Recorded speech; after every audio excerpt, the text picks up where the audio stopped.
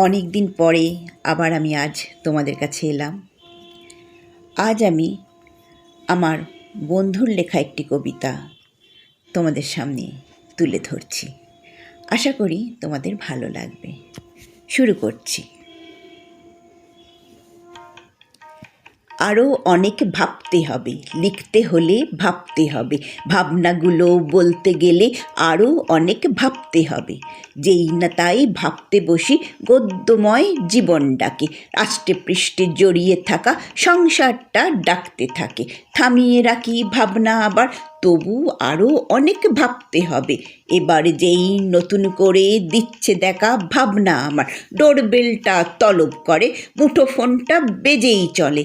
Online দোকান বাজার হিসেব নিকেশ সহায় বন্ধু এধার ওধার, কাজে অকাজে দুলতে দুলতে দৈনন্দিন জীবন চলে।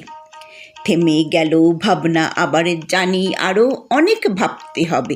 ভাবনা নিয়ে নিরালা খুঁজি, আমার কাছে একটু বসো সন্তানেরা জাপটে ধরে।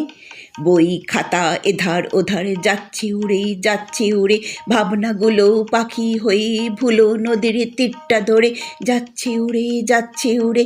ছুটতে ছুটতে ভাবছি আমি, আরও অনেক ভাবতে হবে, আরও অনেক ভাবতে হবে। লিখতে হলে ভাবতে হবে, আরও অনেক ভাবতে হবে, আরও অনেক ভাবতে হবে, আরও অনেক ভাবতে হবে।